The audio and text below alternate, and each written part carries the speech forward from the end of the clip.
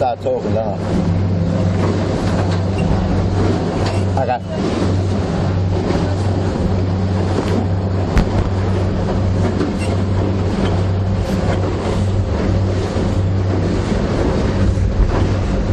Folks, and welcome back. It's a beautiful day here on Sydney Harbour, wherever you might be at this point in time. It's Sunday the 14th, and it's a three-boy handicap, the last race of this year actually.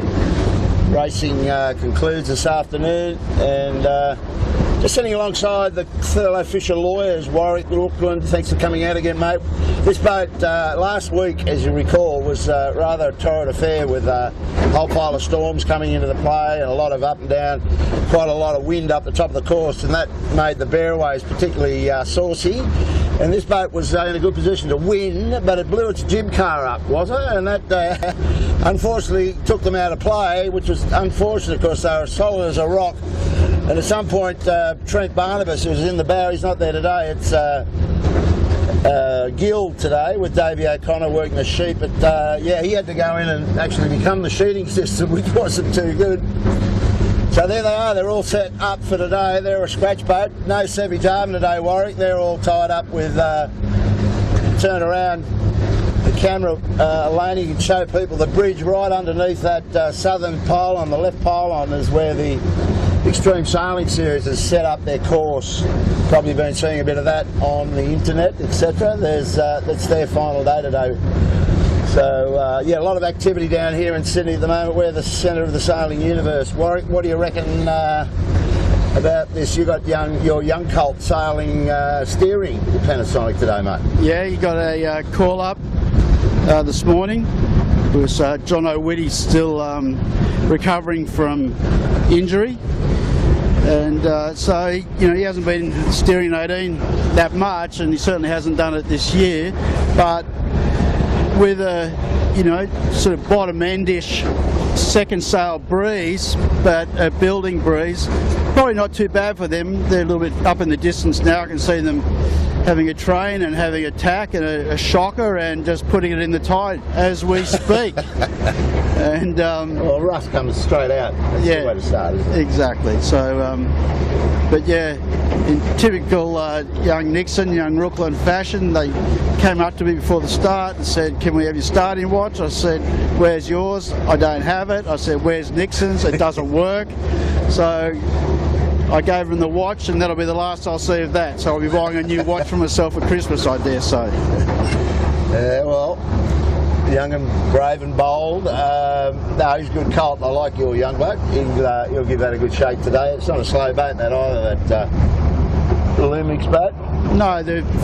No, we've seen it during the start of this year, and they've got a little bit more conservative to what he did last year with the sort of wing concept, and I think the boat speed and the boat is fine. I mean, I suppose getting back to Cocker, well, it's better to have those little issues around now, and I think generally his method of operandi is to get through this early segment of the season, go into the Christmas break, and just after Christmas give the boat a bit of a birthday, a bit of a tickle up, getting ready for the JJ. So what is the status of Jono's foot? Is he? I don't know Been out of place exactly. for a while. Yeah, but he said to me something happened where he's got a hole in his bone in his ankle or something, and if he doesn't wait for it to be fully recovered and he has an accident again, let's say he get his foot caught in the foot straps and in a capsize or something, and does damage there, it could be lifelong damage. So he has to be pretty careful, from what I believe. Well, sailing an 18-footer isn't going to give you a great deal of comfort if you're worried about further injury, I would think. No, that is for sure. Now, but as you're saying, Kilo, I mean, what an amazing time to be down, out on Sydney Harbour. We've got the extreme 40s down at the Opera House area. We've got the not all the maxis are out, but they've certainly done their Solus big boat race, but all the other boats are doing the Rolex offshore stuff yesterday and today. And after all that sort of funky weather we've had lately, it's been monsoonal almost. Yeah. We've got a bit more of a normal Sydney summer day. Hallelujah. So I went out and watched that on the Mighty Ripple side, the starters boat. We took a few guys out and got right up close and personal, and saw that big Comanche come out of the off the start line, and wild oats. It was quite a. I'm sure you've seen plenty of shots of it, but the boat that always impresses me is that that was there, the Volvo 70, the Blackjack. She made a pretty good account of herself when she was off the line, particularly. Got spat out the back a bit later, but those things will rattle along.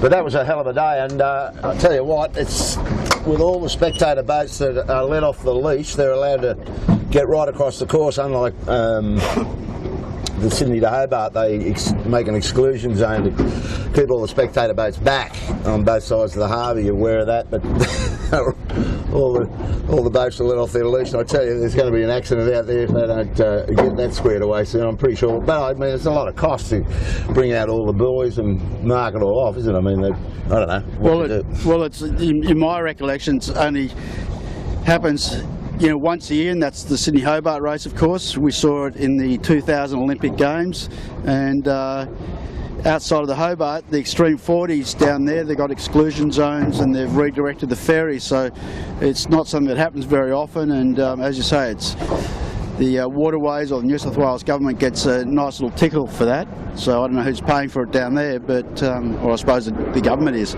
Well, you'd like to think so. It's like they always sell it up that it's a big promotion for the hometown. I don't think there's anything wrong with that idea. And where they've got the course situated, it's incredibly close to the opera. It's right in the box seat, isn't it, for all the iconic shots, as they say, so there's plenty of that going on. Well, we went down there Friday, didn't we? Yeah, we did the spectator thing. That was cool. And on the Knoll, and they've set the whole area up really, really well. It looks fantastic, and the images that are coming out of that is just wonderful. Well, I hope they get to do it again next year. I'm not sure what the arrangement is. I believe that it's due for, it's lined up for 3 years, so I'm sure they'll do it a lot better next year. They could probably do with a little bit bigger course. It's really tiny, that course, and you get a little bit, there's boats flying in all directions. And I listened to a bit of the commentary this morning, that Freddie guy, what's his name, Freddie, the old crew guy, and he's got a girl with him who's Hannah Mills or something, is it? Or? Yeah, I'm not fully up to but I mean, after 3 hours of doing that, 10 races a day, you'd be worn out. They're earning their keep. They sure are. But that really short racing stadium format is what they target, so I don't know whether the longer races, I don't know whether they have a time objective for the races, but certainly, they turn them over. It's a bit like Speedway, the motorbikes, where there's just four in a race and it's 4 laps, and they roll out the next 4 and have an elimination.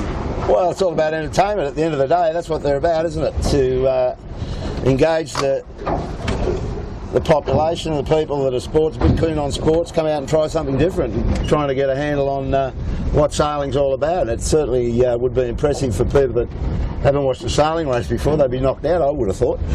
But for us old stagers, we like watching hardcore racing, so it sort of gets a bit lost in the mix. You've seen about 3 or 4 of them, you go, well, let's go back to the bar. Yeah, it's got a little bit about that, but as you said, it's not necessarily for the hardcore sailors, I suppose.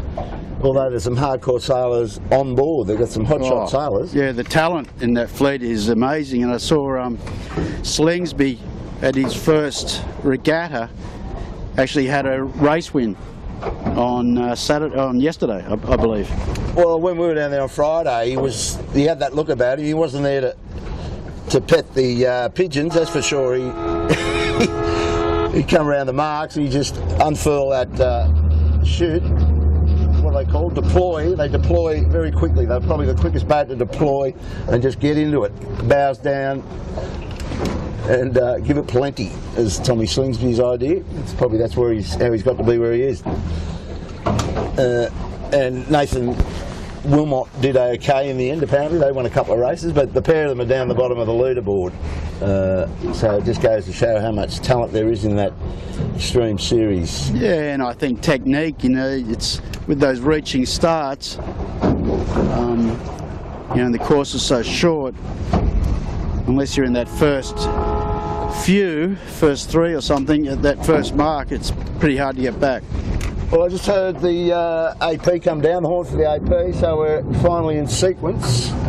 Ferry's on station. This is, as I said, it's a scratch start. It's the Sid Barnett Memorial Buoy this afternoon. So it's on a number 1 course, our classic Norris course. We come off this start line, scratch start, straight up to the Buoys where the 3 handicap buoys. There's a red is the short mark, a blue the middle marker, and the white is the furthest mark. And Thurlow Fisher has just snuck inside us here. He's one of the scratch boats today, and we'll be going around the white marks the whole afternoon. 3 roundings of those marks, because we do go to the Buoys downhill, shoots on to Shark Island, drive the program there, and then back down to where we are at Clark Island, back on a wind, all the way up to the turn marks again at Buoys, straight down the harbour. On that occasion, straight back to this mark, up again to the Buoys, round Shark, and then dash for cash back to the finish. We'll wrap this race up. If you like, Warwick, looking at the handicaps before, we really should have a crack at a podium, I guess. Yeah, well, I should back my young boy, shouldn't I? Oh, you'd have to. What's he on? His mother will get up me if I don't. So, he's on a great handicap. Yeah. So he gets a shortcut each lap. Yeah. So, give him a go. I kind of tend to like... I reckon Mojo. I'll go for Mojo. I reckon that team and league is adapting really well. Every time I've been out with you this season, I'm about to have a shunt here between Ilvy and a couple of the back markers. They're both on 10, so they're getting a bit of showing a bit of true form. So I'll go Lumix, Mojo, and see, like Jack, McCartney and Crocco, they're all on white, so I think it's a big ask today for the scratch boats to get up. And I reckon if Simon Nern can keep it together, he's got half a chance in DeLonghi, because he's on all reds as well. He's due for one, isn't he? Yeah, and if this doesn't kick too much, and it's Seabreeze, when I had a look, said it wasn't going to kick that much. Where's Asco? He's on blue. Well, they might be half a chance too, Asco. Yeah. Well, come on, are you stuck with those, or what are you? No, I'll stick with them. I'll stick with them, but I reckon Asco's half a chance. Yeah, I'm going to go with Asco. I'm going to go with...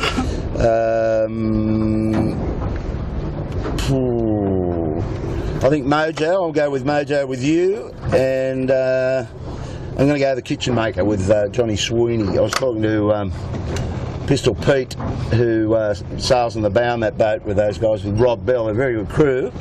They were doing well last week in that puffy race last week, and Pistol Pete told me he woke up this morning, did some nice work with his girlfriend early, went to did some yoga straight after, and then did a bit of meditation, and then had breakfast. So he said, I've never been so chilled out and laid back. Oh, it might be the go.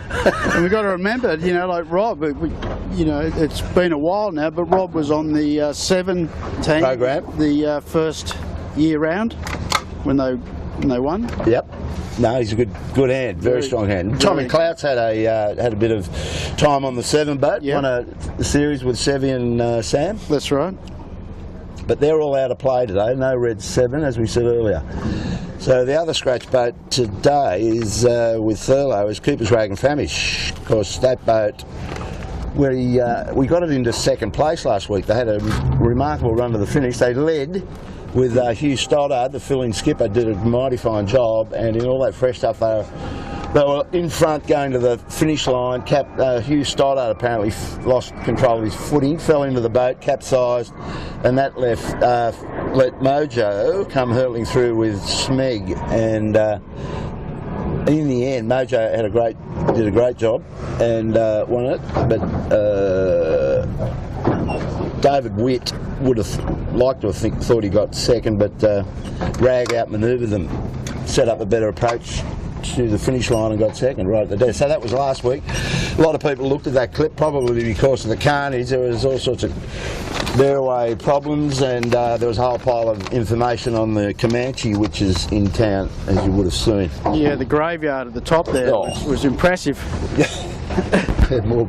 So I reckon we're into a minute to go here, was. We better get interested. Yeah, there's a minute now. So what do we got? Well, I reckon there's a fair bit of bias on this line today, more than maybe normal. So, but as we say every time we see this, can they advance enough? Can the pin boats advance enough to not take sterns when they come back on port tack? David Witt doesn't know what he's doing. He wants to be down there. I think he's going to jibe over and take. Whoa! Oh, look at this. Yeah, that's a Asco and Smeg. Nice and scary. Yeah, so Asco's. I think they're in nines. I think they're racked up actually. You reckon they've come together? Yeah, I think they are together. I think it's going to put them both out. Well, Asco might be able to get out. A lot of noise up here on the boat. No, they're racked up. He's getting pushed across. I think this could be a general. Howie Hamlin's looking all right. They've got a fair way to go. There's a fair bit of bias. Appliances online hits a trigger. Oh, bit of argy-bargy at the boat end. Oh, the young bloke's in there under pure blonde. Well, that's a clean start. Yeah, very clear start. Mojo, nice job. Rag and Famish, good lane there. Nice strong lane. Fish and Pakel coming back. We'll get out of here. Oh, the young bloke's hooked up with pure blonde. Pure blonde, no rights there. Yeah. So they've got spat out. Ashland just kicked his bow protter off his wing. So we're away. Appliances online is looking really good. Thurlow's looking good. Rag and Famish. So I think Appliances online may be able to advance enough here before they have to tack across the fleet. Really good start from those boys, and they've got a new boat coming. Just about finished. Goes to the paint booth next week, I believe. Well, you could almost guarantee that Monty won't be doing much holidaying over Christmas and New Year. They'll be flat out trying to get that fitted out. So what do you reckon we've got here? About 12, 14 knots, was there in this? Yeah, definitely no more than that at the moment. So Rag's getting up nice, got his bow up in some of these little puffs, so he's almost on lay to lay Bradley's in one. He won't have to tack out. He'll probably go straight to the bricks and give him a bit of an advantage. I don't think Mojo can do anything, so they're going to take some sterns. Do you think Appliance could tack and get across Rag? Was it? I think if they do a good tack, they will. But I think Mojo's just going to have to wait for Rags to tack. Likewise, Thurlow's going to have to wait for Mojo. Asco's the one that's going to be in a little bit of trouble. They're well down, aren't they? They're going to have to get out of there soon. But if Smeg tacks, they'll be okay. So all this first part is about to pan out in the next 30 odd seconds. But Appliances, great job, Mick Elaine.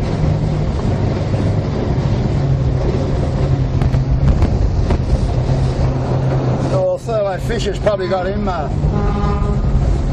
Well, Manly Ferry, not us. It's going the other way.